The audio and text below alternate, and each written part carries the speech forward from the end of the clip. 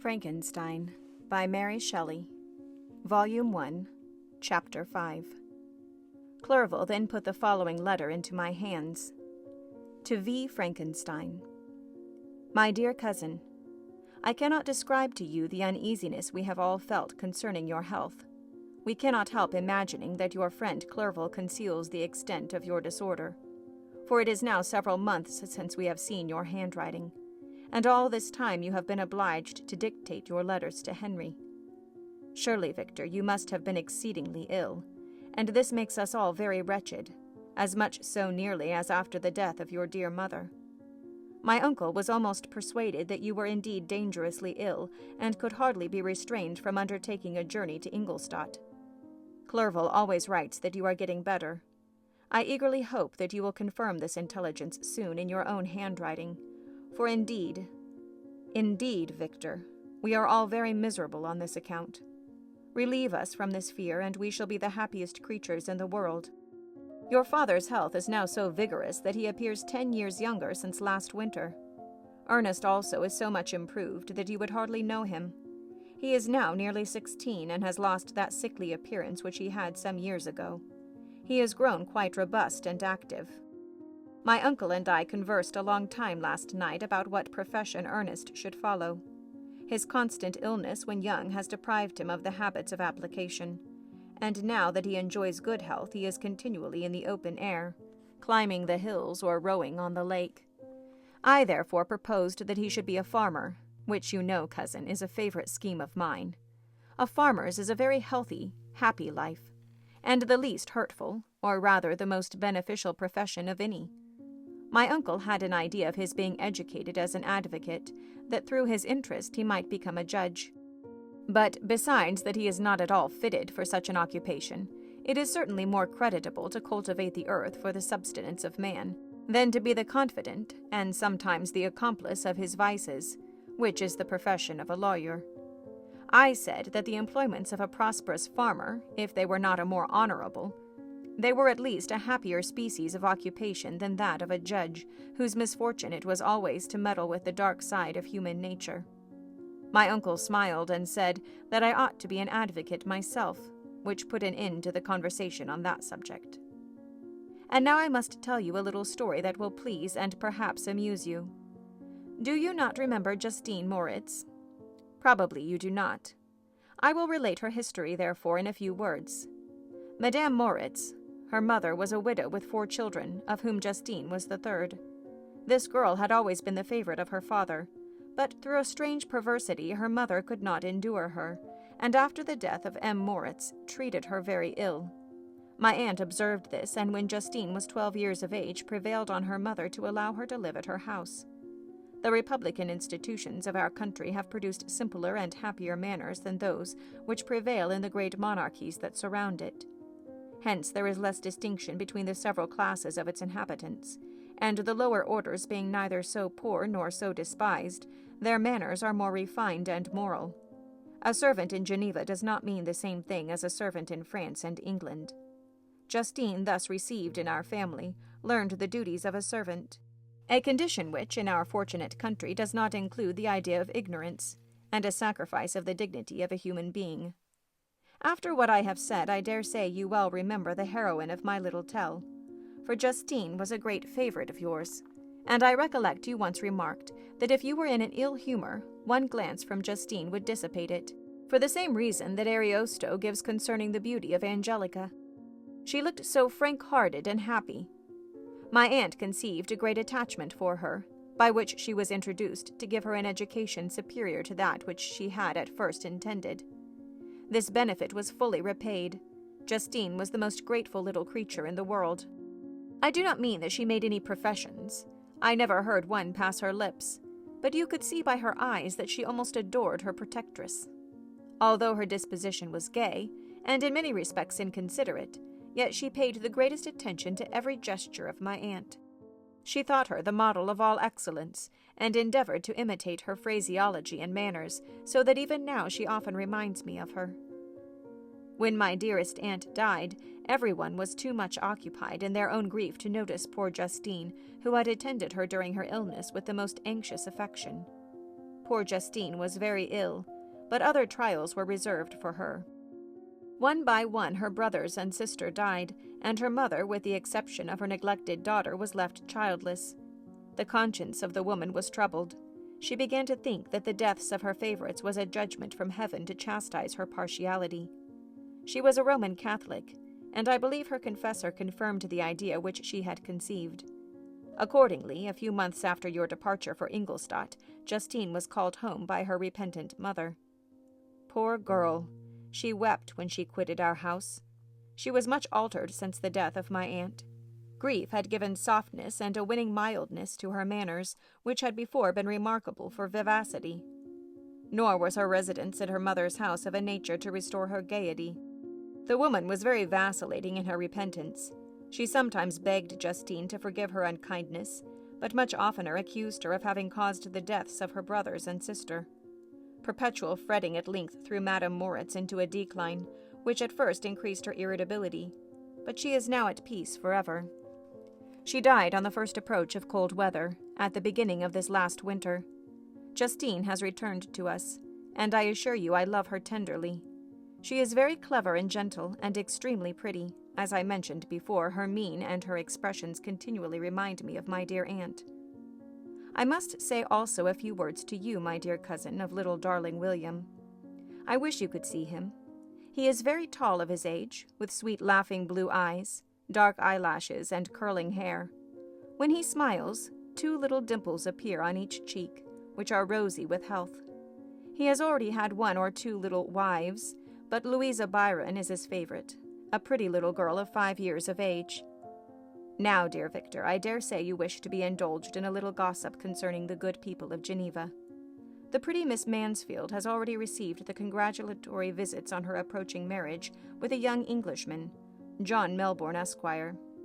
Her ugly sister, Manon, married M. du Villard, the rich banker, last autumn. Your favorite schoolfellow, Louis Manoir, has suffered several misfortunes since the departure of Clerval from Geneva, but he has already recovered his spirits, and is reported to be on the point of marrying a very lively, pretty Frenchwoman, Madame Tavernier. She is a widow and much older than Manoir, but she is very much admired and a favorite with everybody. I have written myself into good spirits, dear cousin, yet I cannot conclude without again anxiously inquiring concerning your health. Dear Victor, if you are not very ill, write yourself, and make your father and all of us happy. Or, I cannot bear to think of the other side of the question. My tears already flow. Adieu, my dearest cousin. Elizabeth Lavenza. Geneva, March 18th. Dear, dear Elizabeth, I exclaimed when I had read her letter. I will write instantly and relieve them from the anxiety they must feel. I wrote, and this exertion greatly fatigued me, but my convalescence had commenced and proceeded regularly. In another fortnight I was able to leave my chamber. One of my first duties on my recovery was to introduce Clerval to the several professors of the university.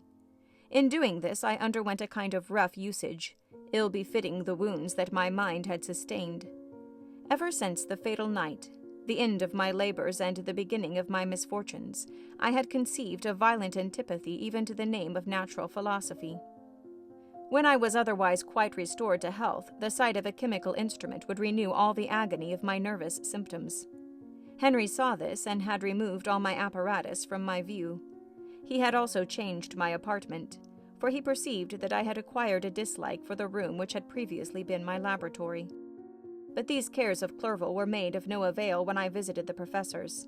M. Waldman inflicted torture when he praised, with kindness and warmth, the astonishing progress I had made in the sciences. He soon perceived that I disliked the subject, but not guessing the real cause, he attributed my feelings to modesty, and changed the subject from my improvement to the science itself, with a desire, as I evidently saw, of drawing me out.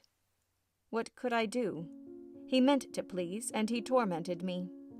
I felt as if he had placed carefully, one by one, in my view those instruments which were to be afterwards used in putting me to a slow and cruel death. I writhed under his words, yet dared not exhibit the pain I felt. Clerval, whose eyes and feelings were always quick in discerning the sensations of others, declined the subject, alleging in excuse his total ignorance, and the conversation took a more general turn. I thanked my friend from my heart, but I did not speak. I saw plainly that he was surprised, but he never attempted to draw my secret from me, and although I loved him with a mixture of affection and reverence that knew no bounds, yet I could never persuade myself to confide to him that event which was so often present to my recollection, but which I feared the detail to another would only impress more deeply. M. Krempe was not equally docile, and in my condition at that time of almost insupportable sensitiveness, his harsh, blunt encomiums gave me even more pain than the benevolent approbation of M. Waldman. Cried he, "Why, M. Clerval, I assure you he has outstripped us all. Aye, stare if you please, but it is nevertheless true. A youngster who, but a few years ago, believed Cornelius Agrippa as firmly as the gospel, has now set himself at the head of the university. And if he is not soon pulled down, we shall all be out of our countenance. Aye, aye," he continued, observing my face expressive of suffering. "M. Frankenstein is modest, an excellent quality in a young man. Young men should be diffident of themselves, you know, M. Clerval. I was myself when young, but that wears out in a very short time."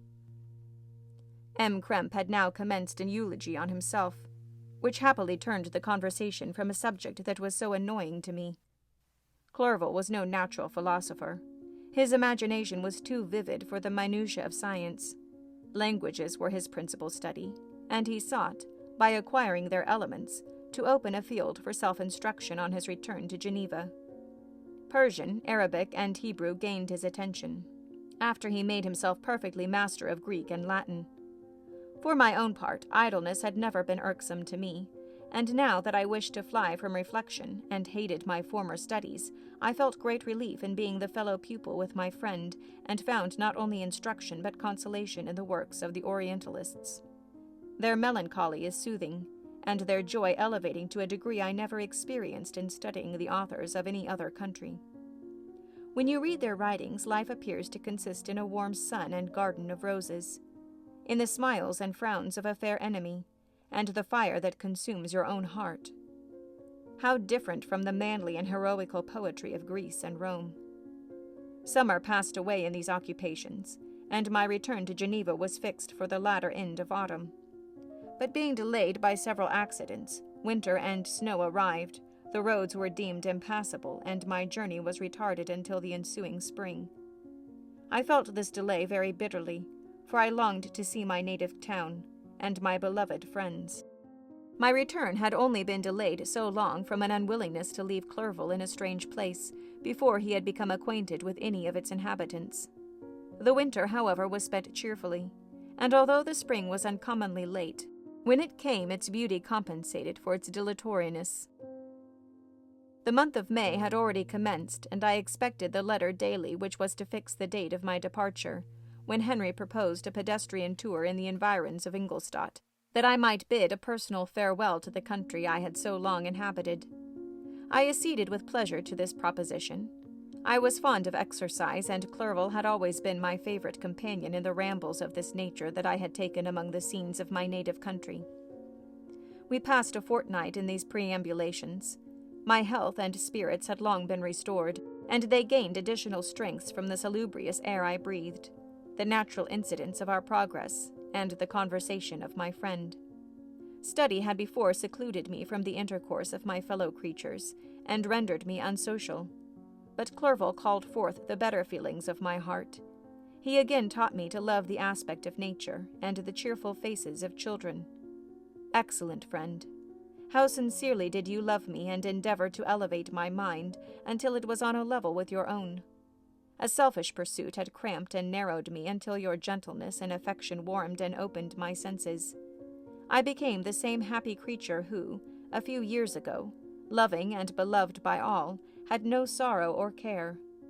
When happy, inanimate nature had the power of bestowing on me the most delightful sensations. A serene sky and verdant fields filled me with ecstasy. The present season was indeed divine.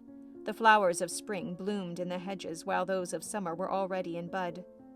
I was undisturbed by thoughts which during the preceding year had pressed upon me, notwithstanding my endeavors to throw them off with an invisible burden.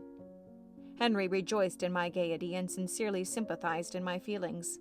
He exerted himself to amuse me, while he expressed the sensations that filled his soul. The resources of his mind on this occasion were truly astonishing. His conversation was full of imagination, and very often, in imitation of the Persian and Arabic writers, he invented tales of wonderful fancy and passion. At other times he repeated my favorite poems, or drew me out into arguments which he supported with great ingenuity. We returned to our college on a Sunday afternoon. The peasants were dancing, and everyone we met appeared gay and happy. My own spirits were high, and I bounded along with feelings of unbridled joy and hilarity.